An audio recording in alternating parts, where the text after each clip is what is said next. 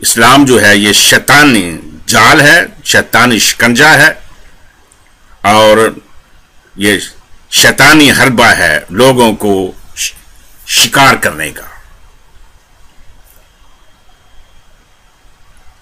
جب یہ کہا جاتا ہے کہ شیطانی حربہ ہے، شکنجہ ہے، جال ہے اسلام، تو یہ صداقت پہ مبنی ہے۔ الحمدللہ رب العالمین والصلاۃ والسلام علی سید المرسلین۔ ہمارا آج کا موضوع ہے شیطانی جال کون سا ہے، یا شیطانی جال کیا ہے؟ کیا دین اسلام شیطانی جال ہے یا دین مسیحیت شیطانی جال ہے؟ تو اس کو ہم حقائق، ریفرنسز، حوالہ جات، ریفرنس کی یہ جو اس نے رٹ لگائی ہوتی ہے سیمی سیمسن نے، اور الحمدللہ میرے آپ نے جتنے بھی بیان دیکھے 700 سے زائد بیان ہو گئے، تمام میں بغیر ریفرنس کے میں کوئی بات نہیں کرتا۔ اگر میں گالی بھی دیتا ہوں تو ریفرنس کے ساتھ گالی دیتا ہوں۔ تو اب ہم جلدی سے دیکھتے ہیں کہ شیطان کا دین اسلام میں کیا مقام ہے، دین اسلام میں شیطان کی کیا وقت ہے، کیا ویلیو ہو۔ اس کو ہم دیکھیں گے قرآن پاک میں سے سورہ 38 آیت 75 75 تا 78۔ فرمایا، اللہ رب العزت نے فرمایا، اے ابلیس، تجھے کس چیز نے روکا کہ تو اس کے لیے سجدہ کرے جسے میں نے اپنے ہاتھوں سے بنایا؟ کس کو؟ یعنی کہ حضرت آدم علیہ السلام کو تعظیمی سجدے کا اللہ رب العزت نے حکم فرمایا تھا۔ سجدہ عبادت نہیں، تعظیمی سجدہ۔ کیا تجھے غرور آ گیا تھا یا تو تھا ہی مغروروں میں؟ شیطان بولا میں اس سے بہتر ہوں، تو نے مجھے آگ سے بنایا اور اسے مٹی سے پیدا کیا۔ اللہ رب العزت نے فرمایا تو جنت سے نکل جا کہ تو راندھا گیا ہے، اور بے شک تجھ پر میری لعنت ہے قیامت تک۔ تو یہ ہے قرآن پاک میں دین اسلام میں شیطان کی ویلیو، شیطان کی وقت۔ اب شیطان کا ایک اور مکالمہ ایک قرآن پاک میں دوسری جگہ پر سورہ نساء یعنی کہ 4 سورہ مبارکہ ہے، اور آیت ہے 118۔ اس کو ہم پڑھیں گے 116 سے، 116 اور 117 اور 118۔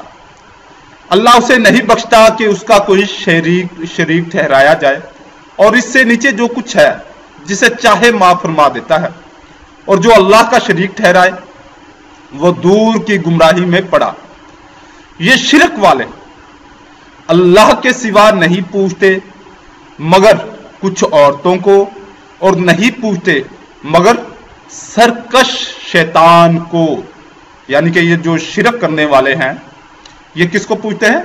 سرکش شیطان کو، ابلیس کو۔ یہ آیت اب میں پڑھ رہا ہوں 118، جس پر اللہ نے لعنت کی، جس پر اللہ نے لعنت کی، کس پر؟ ابلیس پر۔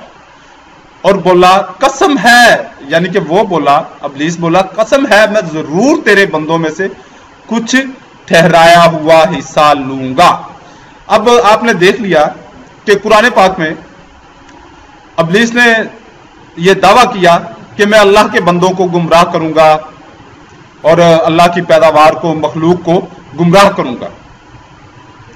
تو اللہ رب العزت نے اس کو کیا قرار دیا؟ ملعون، لعنتی قرار دیا۔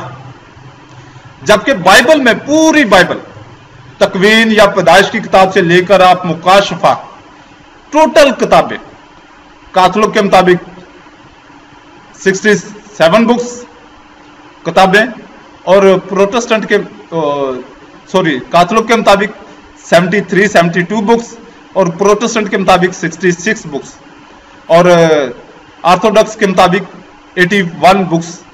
ان ساری بائبلوں میں اٹھا کے دیکھ لے، کہیں بھی شیطان کو ملعون، لعنتی قرار نہیں دیا گیا، بلکہ شیطان کی وقت کو، ویلیو کو بہت بڑھا چڑھا کر پیش کیا گیا۔ اس کو ہم دیکھیں گے یسایہ باب 14 اور آیت 12 تا 14۔ ऐ सुबह के रोशन सितारे, तू क्यों कर आसमान से गिर पड़ा, ऐ कौमों को पस्त करने वाले, तू क्यों कर जमीन पर पटका गया। तू तो अपने दिल में कहता था कि मैं आसमान पर चढ़ जाऊंगा, मैं अपने तख्त को खुदा के सितारों से भी ऊंचा करूंगा, और मैं शमाली अतराफ में जमात के पहाड़ पर बैठूंगा, मैं बादलों से भी ऊपर चढ़ जाऊंगा, मैं खुदा ताला की मानद हूंगा। ये कौन सा है? ये शैतान के बारे में है, शैतान की ख्वाहिश को बयान किया जा रहा है। और ये शैतान की ख्वाहिश जो है वो पूरी भी हुई। पहले हम उसको स्टेप बाय स्टेप लेते हैं। शैतान की ये ख्वाहिश पूरी हुई, वो हम मैं थोड़ी देर बाद आपके सामने पेश करता हूं। तो सबसे पहले हम उसके बाद देखते हैं हम यूहन्ना बाब 14, और इसको यानी कि शैतान को यस्सू ने क्या करार दिया, ये आप देखेंगे यूहन्ना बाब 14 और आयत 30 में। इसके बाद मैं तुमसे बहुत सी बातें ना करूंगा, क्योंकि दुनिया का सरदार आता है और मुझ में उसका कुछ नहीं। यस्सू ने शैतान को क्या करार दिया? यस्सू ने शैतान को दुनिया का सरदार करार दिया, मगर शैतान ने पौलुस को, या पौलुस के थ्रू, बाइबल है तो नामालूम मुसन्निफीन की किताब, नामालूम मुसन्निफीन की तहरीर है, नामालूम मुसन्निफीन का चरबा है ये। तो शैतान ने पौलुस के थ्रू अपने आप को क्या मनवाया, वो आप सैमी सैमसन, टीजी खां और ज़ियाल मसीह की जुबानी सुनिए। देखिए 2 क्रंथियों उसका 4 बाब उसकी 4 आयत। यानी उन बेईमानों के वास्ते जिनकी अक्लों को इस जहां के खुदा ने अंधा कर दिया है। इस जहान के खुदा ने यानी शैतान ने, और इस जहान का खुदा कौन है? ये इब्लीस है, ये शैतान है, और इस जहान का खुदा इब्लीस है। आपको पता चल गया कि मसीहत का असली हकीकी खुदा कौन है, वो आपने सुन लिया। और जैसे शैतान लानती है इस्लाम के मुताबिक, वैसे मसीहत के मुताबिक सिर्फ एक ही शख्सियत लानती है, और वो कौन सी है? इसको आप देखेंगे गिलतियों बाब 3 और आयत 13 में। मसीह जो हमारे लिए लानती बना। शैतान को लानती नहीं किया कहा गया, यस्सू को, जो दूसरा खुदा है, जिसको खुदा ने छोड़ दिया, जिसको धुतकार दिया, सलीब पर कुत्ते की मौत मरने दिया, उसको लानती करार दिया गया, जबकि इब्लीस जो है वो मसीहत का असल खुदा है। तो आपको पता चल गया कि असल जाल कौन सा है। यकीनन आप समझ गए होंगे कि मसीहत, दीने मसीहत, मजहब मसीहत असल में शैतानी जाल है। अल्लाह रब्बुल इज्जत आपको इस शैतानी जाल से निकालकर दीन इस्लाम की रोशनी में लाए।